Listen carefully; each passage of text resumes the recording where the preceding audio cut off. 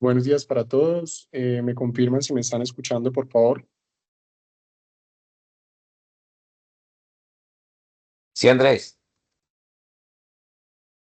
Gracias, profe.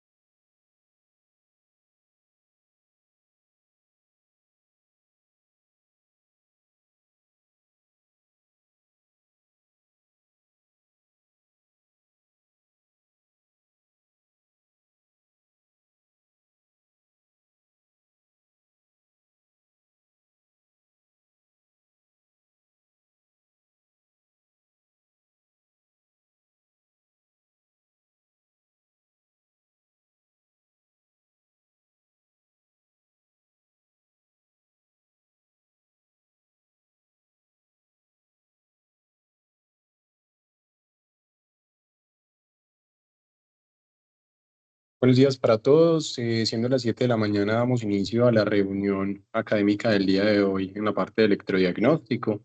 Esta reunión está titulada El taller 2.0, abordaje neurofisiológico de la neuropatía de fibras pequeñas. ¿Por qué 2.0? Porque hace algunas semanas habíamos tenido la oportunidad de trabajar como este tipo de respuestas cuando estamos haciendo el abordaje de la neuropatía de fibras pequeñas. En ese momento hablamos un poquito del periodo cutáneo silente y de la respuesta simpática de la piel, el periodo cutáneo silente que nos evaluaba las fibras A delta, la respuesta simpática de la piel que nos evaluaba las fibras tipo C, los potenciales evocados láser. En algún momento ya habíamos hecho una charla al respecto, pero nos teníamos como un pendiente que era SR3, ese reflejo flexor nociceptivo. Yo tenía una motivación como especial en esta parte del R3 porque uno de los profes que iba los martes a la León 3 en algún momento, realizando como esta estimulación y esta evaluación del R3, yo fui paciente y fue quizás de uno de los estímulos nociceptivos más importantes que yo haya podido sentir a lo largo de toda la corriente que me he pasado de la vida. Entonces me tenía como la tarea de revisar esta respuesta y mirar qué condiciones técnicas precisas podíamos requerir para poder realizar esta respuesta, motivo por el cual la traigo el día de hoy. Entonces, cuando estamos hablando de la respuesta R3, básicamente lo que nos permite es hacer una medición objetiva, reproducible y útil de la nocicepción. Esto nos hace mención a, básicamente al reflejo de retirada que ya vamos a conocer. ¿Qué nos permite esta respuesta? Que si bien no necesitamos un componente subjetivo del paciente, nosotros por medio de mediciones a través de amperios o a través de corriente vamos a hacer la determinación de un umbral, que ahorita lo vamos a aprender, y esa determinación del umbral nos va a permitir definir una valoración un poco más objetiva de la parte del dolor.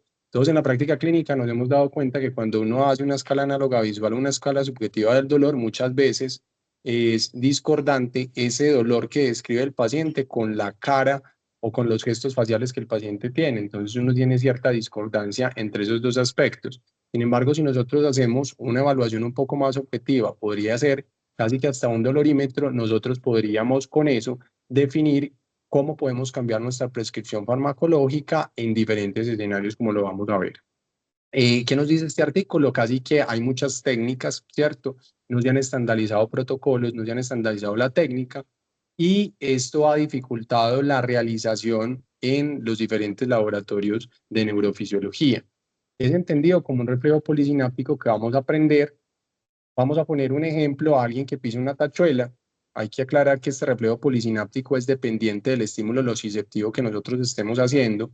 Si es un estímulo nociceptivo leve, posiblemente el paciente solamente va a realizar algo de dorsiflexión y algo de flexión de rodilla. Sin embargo, si es un estímulo nociceptivo bastante elevado, ya sea que sea una superficie o una tachuela mucho más grande, una superficie que esté generando calor, puede que el reflejo sea mucho más vigoroso cuando se presenta.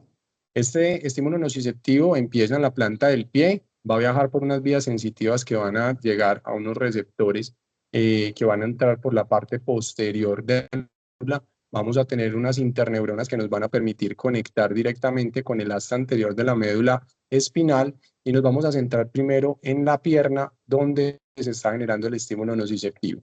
Básicamente estas interneuronas lo que van a facilitar es una inactivación del cuádriceps en este caso y una activación del bíceps que nos va a permitir realizar una flexión de la rodilla.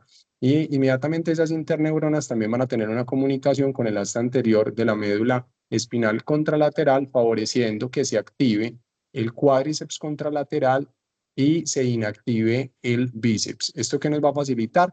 Casi que el paciente persista o que nosotros mantengamos un posicionamiento adecuado y no nos vayamos a caer, realizando flexión en una rodilla y realizando extensión en la rodilla contralateral. Cuando uno está evaluando este tipo de fibras, casi que estamos evaluando, o este tipo de reflejo, nosotros estamos evaluando los dos tipos de fibra, tanto las fibras A delta como las fibras tipo C. Y hay que entender que por la comunicación de interneuronas, entendiendo lo que es el reflejo polisináptico, hay muchas formas de evaluar este reflejo, ¿cierto?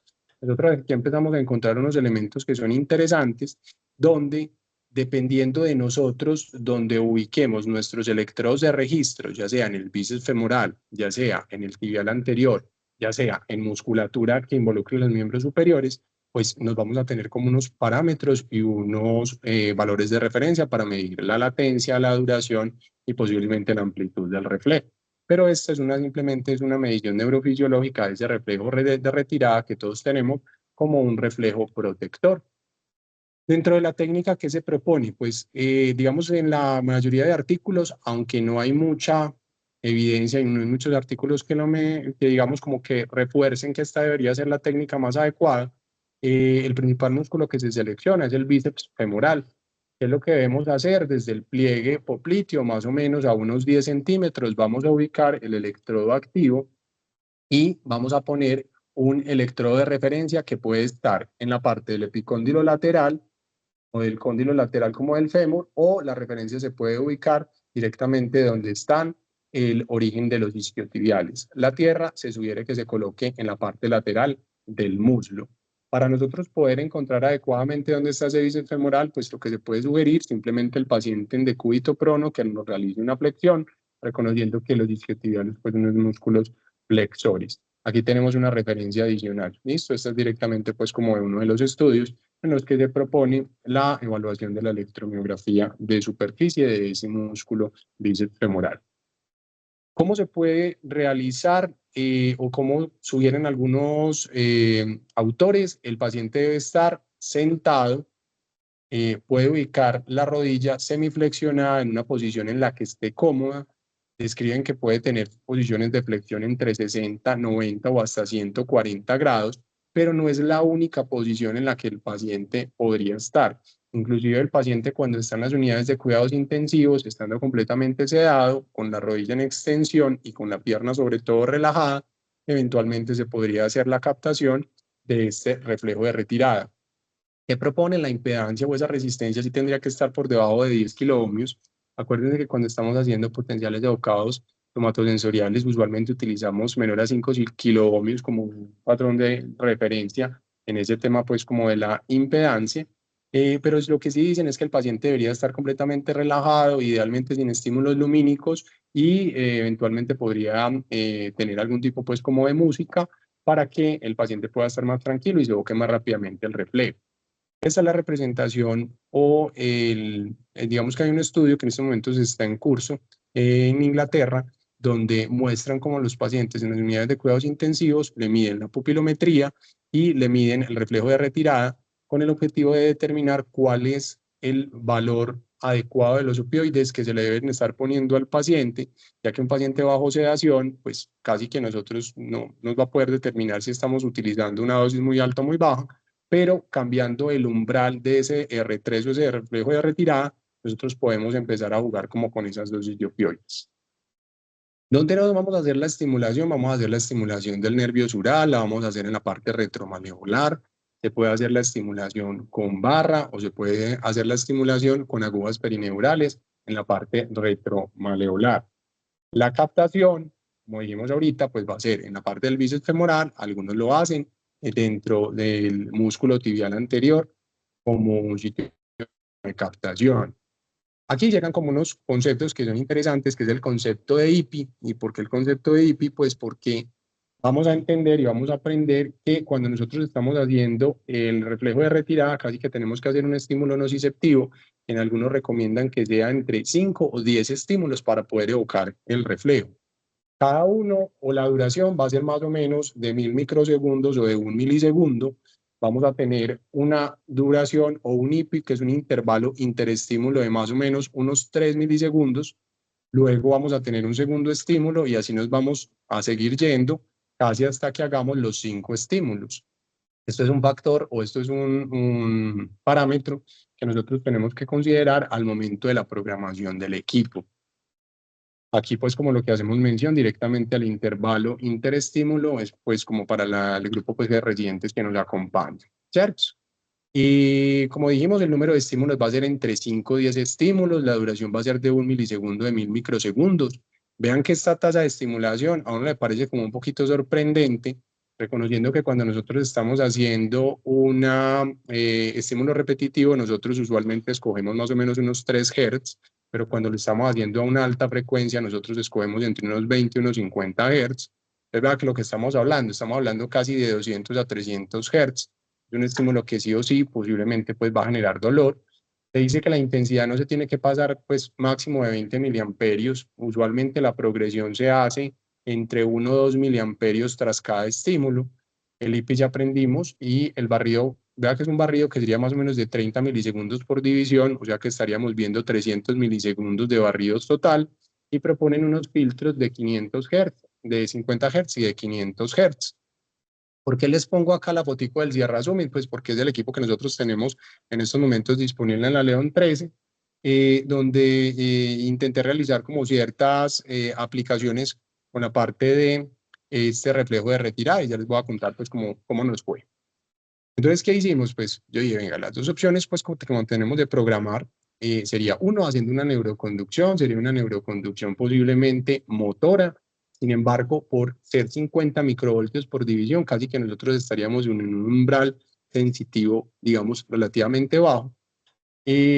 Pusimos los 50 microvoltios por división, que eso es lo que nos proponen, los 30 milisegundos por división, pero venga, ¿yo cómo voy a hacer para pasar 5 estímulos o 5 o 10 estímulos, que eso es lo que me están proponiendo? Entonces, pocas veces uno se mete pues como a explorar esta parte del estimulador. Vean que acá nosotros vemos en la parte superior donde dice el modo de estimulador single, y aquí estaban pues como los parámetros que ya habíamos establecido, tanto la tasa como la duración del estímulo. Entonces, cuando me metí, pues encontré que sí existe la posibilidad de hacer una estimulación que en los equipos básicamente se puede hacer un single, un double o un triple, o una estimulación triple, pero nos faltaría todavía otros dos estímulos para nosotros poder llegar como a esos requisitos técnicos que nos estaban proponiendo. De todas maneras, cuando uno ingresa en esta parte, ¿cierto?, de los modos de estimulación, aquí nos muestra cuánto sería el IPI que uno estaría utilizando en cada uno de los estímulos, desde el primero al segundo, del segundo al tercero, y cuánto sería la duración. Sin embargo, decliné la opción desde lo técnico, continuar por este lado, porque dije, pues si no tenemos los otros dos estímulos, posiblemente no voy a poder realizar una estimulación adecuada. Y había una cosa que también a mí me llamó mucho la atención, y es que cuando yo le ponía la estimulación triple, casi que no me permitía definir la tasa del estímulo o la cantidad de hertz que iba a ser o que yo iba a pasar. ¿Sabe? Que cuando ya lo escogía en triple, casi que por defecto el equipo me estaba mostrando 125 hertz. Entonces dije, quizás por este lado no es. La otra opción que me quedaba era el estímulo o estímulo repetitivo, ¿cierto? Y vi una cosa muy particular, que pese a que habíamos hecho la programación como lo solicitaban o como lo recomendaban, que era con 50 microvoltios por división de ganancia y 30 milisegundos por división de barrido, cuando uno iba a pasar un estímulo de 5 milisegundos en este primer barrido que estamos viendo, que lo que nosotros estamos viendo acá más o menos son por ahí unos 100 milisegundos. Ahorita vamos a ver que los valores de latencia nos obligan a tener casi un barrido de 300 milisegundos. Si nosotros pasábamos un estímulo de 10, casi pues de 10 estímulos repetitivos, vean que los barridos cada vez van aumentando. Pero lo particular y que yo no conocía de los equipos era que cuando yo pasaba los 10 estímulos ya en paciente in vivo, se me seguía mostrando nada más los 100 milisegundos por división. Soy claro, básicamente fue como una exploración que yo hice de necesidades técnicas que me proponía el reflejo de retirada, pero si ahorita vamos a dejar un segundo momento para los profes que más han trabajado en electrodiagnóstico y que más han cacharreado con los equipos, si tienen algún tipo de sugerencia para poder hacer la adaptación, hubiera sido muy interesante. Ese fue el momento en el que yo dije, pese a que habíamos propuesto hacer un taller como para explicar adecuadamente y mostrar cómo sería el reflejo de retirada, pues no tengo las condiciones técnicas idóneas en mi equipo para poder mostrar el reflejo de retirada. Entonces, casi que yo lo que primero me centré fue en cómo era la estimulación eléctrica, cómo era la cantidad de hertz, cómo era la duración de esos estímulos, cómo era el IPI, pero después dije, es muy raro, porque es un equipo que es un equipo, pues, digamos, como tan completo, no me va a permitir realizar ese reflejo de retirada. Entonces, eso es como cuando, no sé, la gente se vara en los carros, ¿cierto? Que a algunos nos ha pasado más que a otros, y uno decir, venga, ¿yo cómo voy a poner un arrancador? ¿Yo cómo lo voy a conectar a una batería externa? ¿Qué habrá faltado cuando yo hice la revisión de los requisitos técnicos que me proponía este reflejo de retirada? Entonces ahí me puse a mirar y entre los diferentes artículos decían, vea, usted podía hacer la estimulación de diferentes maneras. Uno, usted podría hacer una estimulación eléctrica transcutánea mediante TENS. Entonces, para ese motivo, pues lo que hice es que acompañado como de las fisioterapeutas de acá, empecé a mirar que dentro de esos TENS, qué posibilidad había de hacer una estimulación con 200 Hz. Y lo que encontré en los equipos que tenía disponibles es que única y exclusivamente podía hacer estimulación máximo de 150 Hz, motivo por el cual pues no se acomodaban las condiciones técnicas que se proponían. Lo otro, un estimulador magnético transcraneal, maravilloso, pues en el medio no, en este momento no tenía disponible pues como para mirar la posibilidad de hacer una estimulación magnética transcraneal, o otro, un estimulador de corriente constante. Entonces, ahí entendí que en ese estimulador de corriente constante eran las precisiones que me estaban dando desde lo técnico. Entonces, ahí es que entra pues como esta fórmula, velocidad es igual a corriente por resistencia, perdón, no, voltaje es igual a corriente por resistencia, y este es como el ejemplo más sencillo para entender lo que nosotros hacemos en el día a día en nuestra práctica. Así que la cantidad de voltaje que nosotros estamos entregando al paciente es una multiplicación de esa resistencia que nosotros estamos teniendo por la corriente que nosotros estamos pasando. ¿Qué es lo verdaderamente interesante de estos equipos, de los estimuladores de corriente constante, como su nombre lo indica? Que el equipo hace un análisis de la resistencia que está teniendo el paciente en ese momento y de acuerdo a eso nos encarga de realizar un cambio en el voltaje para que la corriente sea una corriente constante durante todo el estímulo. Cosa que no pasa en los equipos pues que nosotros digamos como que tenemos disponibles, pese a que ellos sí hacen un análisis de la cantidad digamos como de ohmios que se tiene, no nos hace unos cambios en las características del voltaje para que la corriente sea constante. Aclara que esos equipos, digamos, son los que más se utilizan como en la parte de neurofisiología en esto, de neuropatía de fibras pequeñas, pero también existen equipos que son dependientes de voltaje. ¿Qué es lo que pasa a esos equipos dependientes de voltaje? Que cuando se nos cae la resistencia, tenemos que pasar una cantidad de corriente muy alta para que persista la constante. Entonces, casi que no se utilizan, pues, como por el riesgo eléctrico como que pueden tener los pacientes. Entonces, entendí que, pues, básicamente lo que quería hacer, lo que le quería enseñar, pues, a ustedes y al grupo de residentes, no tenía esas condiciones técnicas disponibles, pero entonces me di como la tarea, venga, entonces un equipito de estos, ¿cuánto vale? ¿Cierto? Pues, si de pronto hacemos como algún proyecto de investigación al respecto, y pues casi que estamos hablando de libras esterlinas, estaría más o menos entre 3.700 a 3.840. ¿Qué nos permiten estos equipos? Vean una cosa que es muy interesante, que es la cantidad de hertz que nosotros vamos a pasar, la velocidad, la corriente, la duración, la salida. Entonces, sí, tiene que tener unas condiciones técnicas muy precisas ese estimulador al momento de realizar esa salida de esa corriente. Entonces, pues ya uno dice, no, obviamente el colombiano promedio, miramos como en eBay de pronto qué posibilidades había, que este es otro de los equipos que recomiendan para, pues que digamos como algunos de los estudios utilizaron, y casi que de segunda es un equipo que vale más o menos 1.500.000, 1.600.000, que de pronto es un poco más asequible si uno eventualmente considera realizar pues como algún tipo de investigación al respecto. Entonces ya tenemos claro, tenemos unas condiciones técnicas que son difíciles desde el punto de vista de estimulación, entendimos cuál es la forma en la que nosotros tenemos que hacer la captación, la gran mayoría de los estudios en el bíceps femoral, nosotros qué vamos a encontrar, ¿cierto? Entonces, para que haya un R3, significa que va a haber un R2. A medida que va pasando el aumento de la corriente, nosotros nos vamos dando cuenta que empieza a salir una onda, una morfología que es una morfología polifásica, que tiene como cierta diferencia entre el R2 y el R3. Digamos que acá no se ve muy bien, ahorita vamos a ver otro gráfico, pero estamos hablando de un estudio del 77, eso están hablando hace mucho tiempo, ¿cierto? Mirándolo ya como en otro tipo de gráfico, por ejemplo, este artículo del 2005, ellos lo que hacen es que con las condiciones de barrido que hablamos, con la ganancia que mencionamos, con los 5 estímulos, y acá podemos ver los artefactos de estímulo, lo que empiezan a hacer es que van empezando a adicionar 1 miliamperio tras cada estimulación. Vean que, por ejemplo, acá lo repiten varias ocasiones, con 9 miliamperios no tienen respuesta.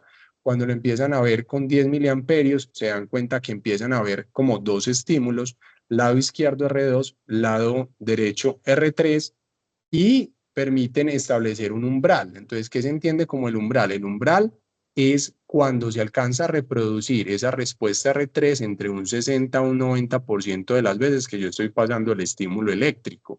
Y ese umbral es el que me va a permitir y decir si el paciente tiene un umbral normal o un umbral más bajo a comparación pues como de los pacientes enfermos. Miren que, por ejemplo, cuando nos subimos a 11 miliamperios, uno ya ve que la morfología es una morfología como mucho más clara, pero a medida que vamos subiendo a 12, 13, casi que lo que pasa es que esa respuesta R2 se solapa con la respuesta R3 y a veces es difícil determinar dónde empieza una y dónde empieza la otra. ¿A qué hace mención a ese R2? Básicamente es la estimulación táctil. ¿Qué es la estimulación táctil? El paciente siente que se le está pasando el estímulo, pero no genera dolor. Sin embargo, cuando nosotros, pues cuando el R3 hace mención a esa estimulación nociceptiva, es decir, el paciente efectivamente describe que es una sensación como de agujas que se le está pasando en la zona donde estemos realizando el estímulo, en este caso, pues la parte del nervio sural. Vean que, por ejemplo, cuando ya estamos hablando de 28 miliamperios, es difícil uno discriminar si el paciente lo que estamos encontrando es un R2 o si lo que estamos encontrando es un R3. Por eso la técnica lo que sugiere es que sea un aumento gradual y progresivo de la cantidad de miliamperios que nosotros estamos transmitiendo en esos pacientes. ¿Cuáles son los valores normales que se proponen? Más o menos en esa respuesta R2 entre 40 y 70 milisegundos, que normalmente sale entre casi unos 4 o unos 6 miliamperios, y ese R3 más o menos aparece entre 90 y 130 milisegundos y se empieza a encontrar aproximadamente entre 9 a 11 miliamperios. Vean que las condiciones técnicas de lo que les había mostrado, al menos como en el Sierra, no me hubieran permitido determinar adecuadamente cuál sería la duración de ese R3, porque si solamente teníamos los 100 milisegundos, pues nos quedaríamos sin ver la parte de la respuesta que posiblemente nos interesaría. Es un artículo que es un poquito pues como más nuevo y lo que proponen es eso. ¿Verdad? Que siempre se menciona la respuesta táctil al R2 son unos 40 a 70 milisegundos, el NFR, que sería en este caso los LR3, pues sería más o menos entre 100 y 125 miliamperios, con una duración y con un umbral. Ese umbral es el que pues los diferentes estudios nos van a permitir o nos demuestran cómo hay pacientes que tienen diferentes umbrales en relación al dolor. Este es, digamos, como del primer artículo del 77, casi que ellos en la gráfica lo que demuestran es que el R2, que es esta línea oblicua que estamos viendo, y se empieza a encontrar mucho más rápido a comparación de las flechas, que sería el R3, demostrando que sí vamos a tener una diferencia entre ese R2 y ese R3, y las gráficas de qué dependen, uno directamente haciendo una estimulación con barras sobre la piel y la otra haciendo una estimulación perineural con 2 agujas monoculares. Esto es lo que nosotros también veríamos como dentro de lo técnico, que es lo interesante y por qué trae esta gráfica, básicamente porque demostraron cómo haciendo un bloqueo selectivo, como para en temas de isquemia, empieza a desaparecer el R2, pero el R3 se preserva. Entonces, es en esos pacientes que básicamente usted les hizo un bloqueo, es un paciente que tiene algún tipo como de riesgo en la extremidad, sin embargo, el R3 se preserva, entonces en escenarios de paciente bajo sedación podría llegar a ser útil para poder determinar como varios, modificar dosificación de medicamentos, ¿cierto? En la parte de estimulación magnética, vea que tenemos como una captación parecida a lo que nosotros habíamos descrito en la parte del bíceps femoral, la tierra entre el estímulo y donde nosotros vamos a hacer la captación y el estimulador magnético que va a ser en la parte retromaleolar. Lo interesante de este estímulo es que compararon la estimulación magnética, la estimulación eléctrica y mencionaron si, pues mostraron si había algún tipo de diferencia. Para los residentes, interesante, vean con la estimulación magnética normalmente cómo es la respuesta, ¿cierto? Tenemos un artefacto de estímulo, vean que es un artefacto de estímulo casi que único, tenemos digamos, una latencia y empezamos a encontrar una deflexión, en este caso sería como positiva y en este caso sería mixta. Y vean las diferentes cantidades de corriente eléctrica de miliamperios que va a tener que pasarse en el paciente. Recuerden que cuando hacíamos la estimulación eléctrica utilizábamos en menor cantidad de miliamperios a comparación de lo que se propone en la estimulación magnética transcraneal.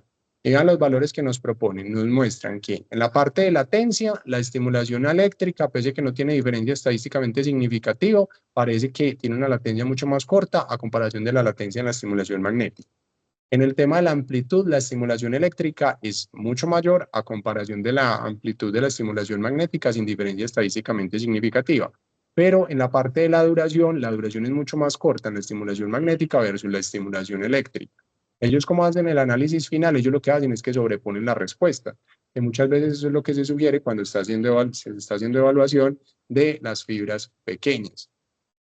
Entonces yo dije, bueno, pues esto todo lo han descrito en miembros inferiores y solamente como en uno de los artículos que encontré decían, vean, no, alguien hizo una descripción de miembros superiores. Entonces yo dije, de pronto, esta es la posibilidad desde lo técnico para yo ir a realizar el estímulo en miembros superiores y para poder tener pues como una curva de aprendizaje. Entonces ellos, ¿qué hacían? Básicamente hacían una estimulación del nervio ulnar, hacían una captación en el flexor carpi ulnaris, en el bíceps, y miraban tras el estímulo si eventualmente aparecía un R2 y aparecía un R3. Pero lo que proponían acá, ya proponían una cantidad de hertz mucho más alto de lo que normalmente se podía transmitir en los equipos. Eh, Inclusive cuando yo estuve mirando como la parte del estímulo repetitivo, me di cuenta que normalmente se podía hacer pasos casi hasta unos 200 Hz. Entonces, hacer un estímulo de 500 ciclos por segundo, pues en realidad debería ser como bastante nociceptivo y bastante doloroso. Eh, ¿Cómo hacían como la ubicación del paciente? El paciente lo ubicaban en decúbito supino, ponían los electrodos, tanto flexor carpi ulnaris como bíceps, y miraban si eventualmente se aparecía SR2, SR3, y hacían una promediación de aproximadamente 50 respuestas.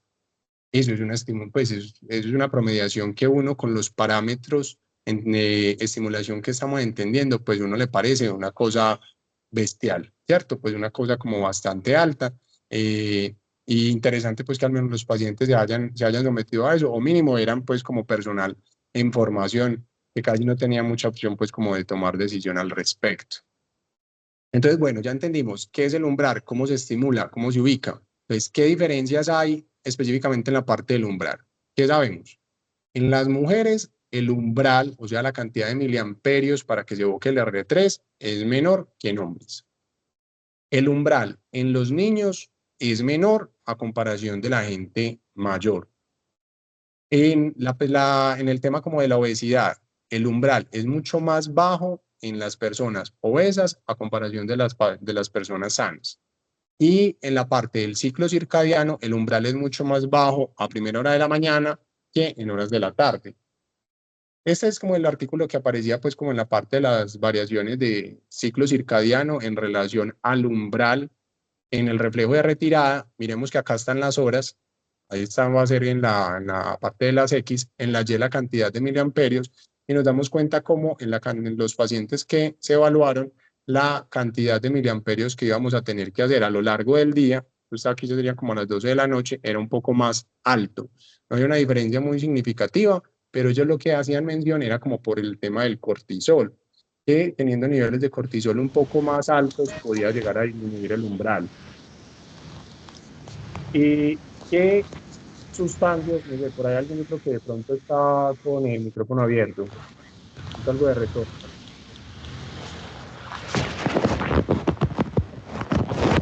en la calle. Ya terminó de pasar.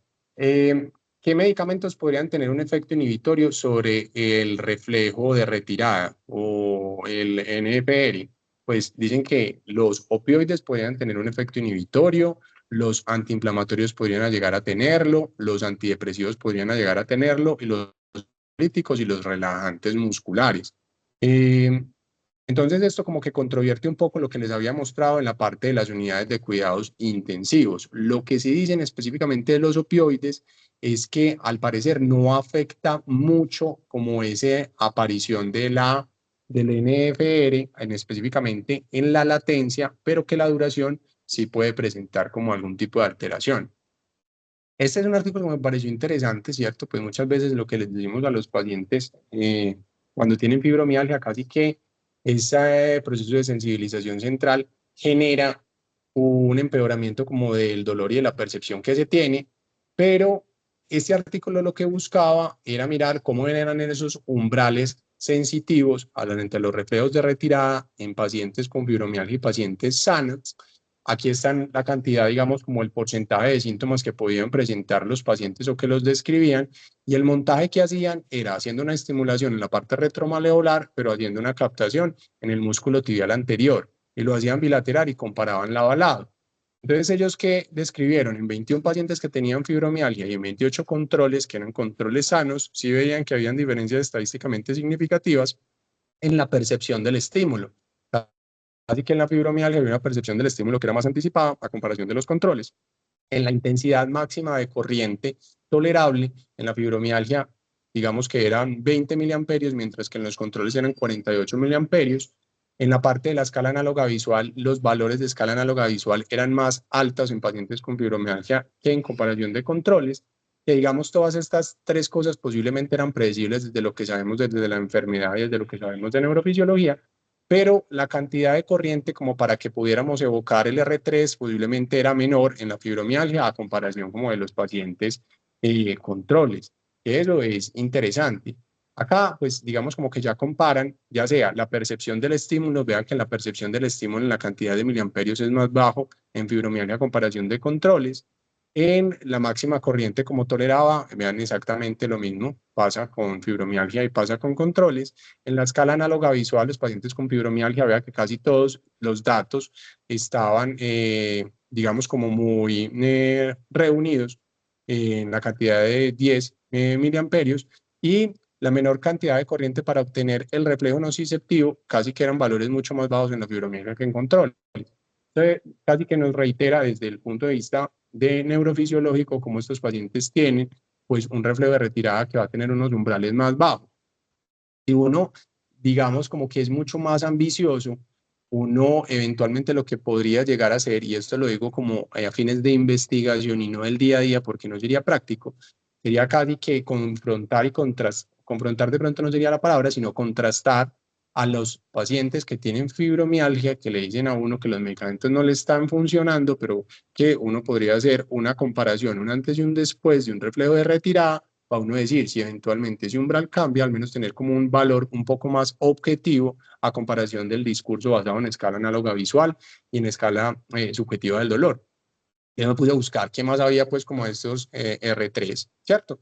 Y me pareció interesante porque este artículo salió en la Universidad de los Andes, la Facultad de Ciencias, específicamente en la parte de música, inclusive hablan que es el primer estudio que habla o hace mención de la parte de musicología en Colombia, y lo que hacían era que básicamente en 55 pacientes voluntarios decidieron poner y someter a pacientes a una música específica, que eran estas que describían acá, la Novena Sinfonía de Beethoven, Invierno de Vivaldi, Primavera de Vivaldi, y todas estas otras que describen acá.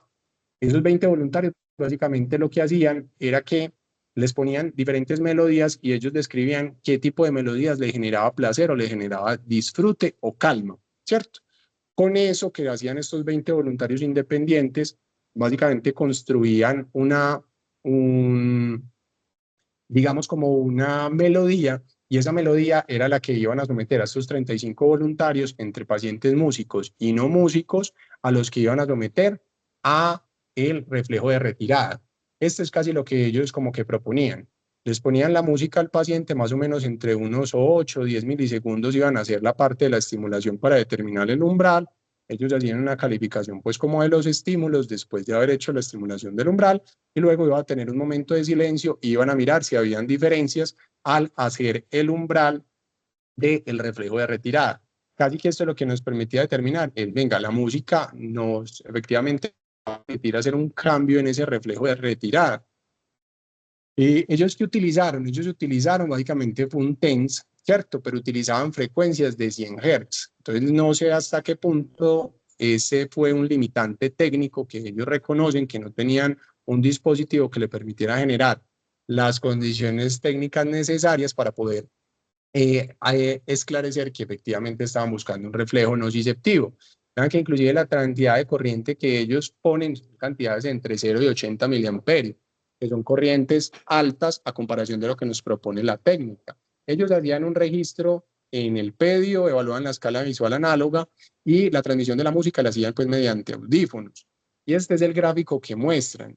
Ellos dicen que hicieron pues como un procesamiento de señal con un dispositivo muy específico que ellos tenían, no hacen mención pues de un electromiógrafo, vemos que tienen los 5, en este caso 6 estímulos, y esta es la respuesta que ellos como que muestran.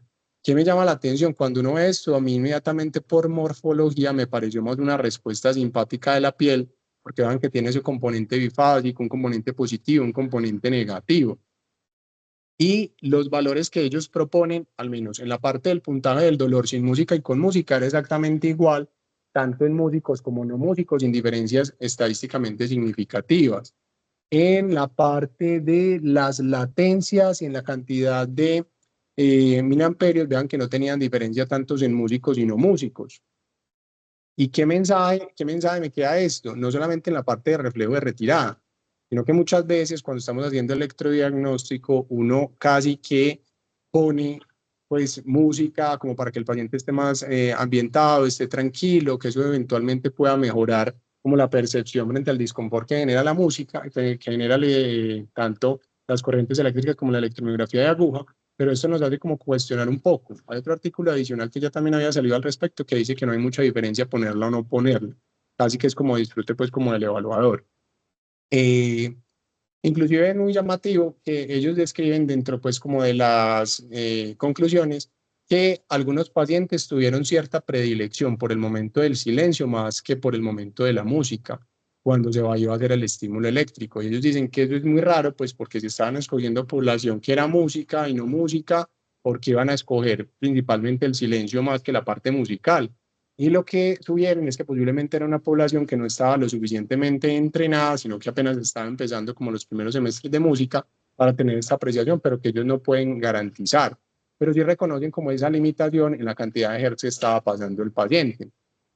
Es como el último artículo que les traigo. Yo, de pronto, los que han tenido hijos saben qué es esto, el monstruo de colores. Es una manera en la que nosotros les enseñamos a nuestros hijos lo que son las emociones y cómo todas las emociones en ciertos momentos del día nos hacen entrar en caos, tanto la calma, la ira, el miedo.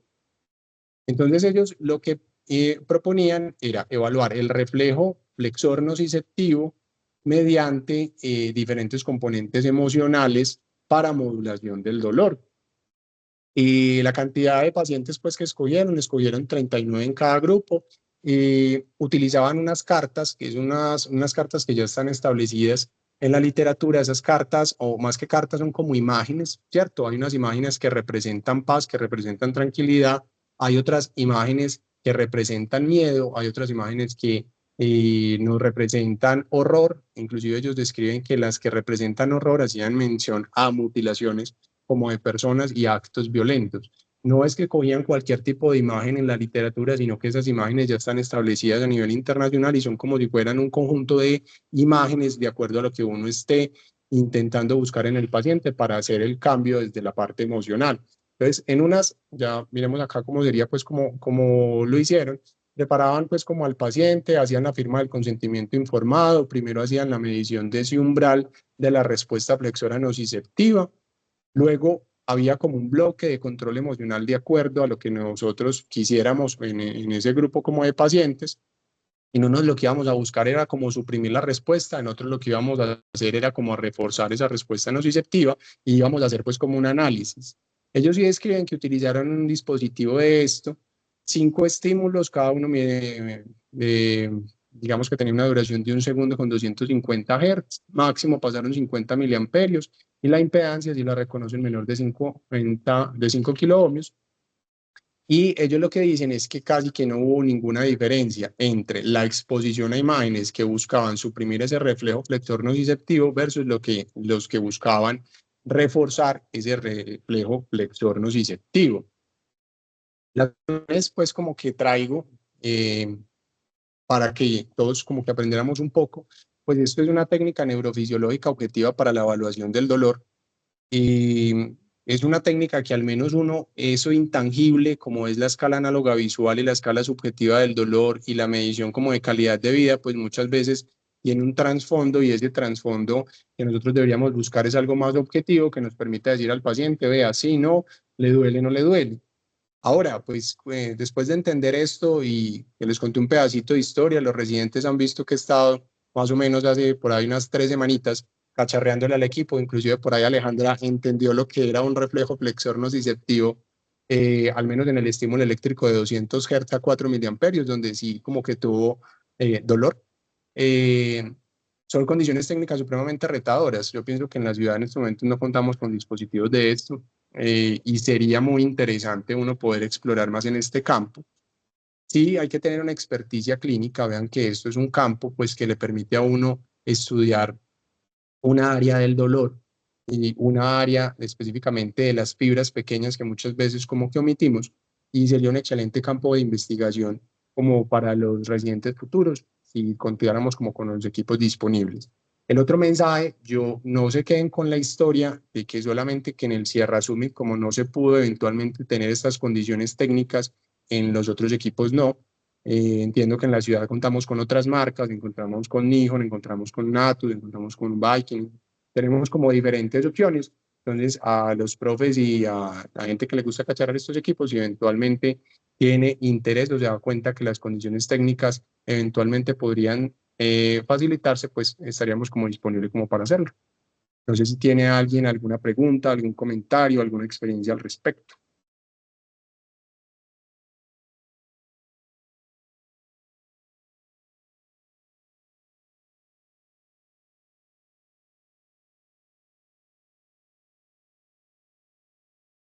Bueno, yo creo que el que calla otorga, ¿cierto?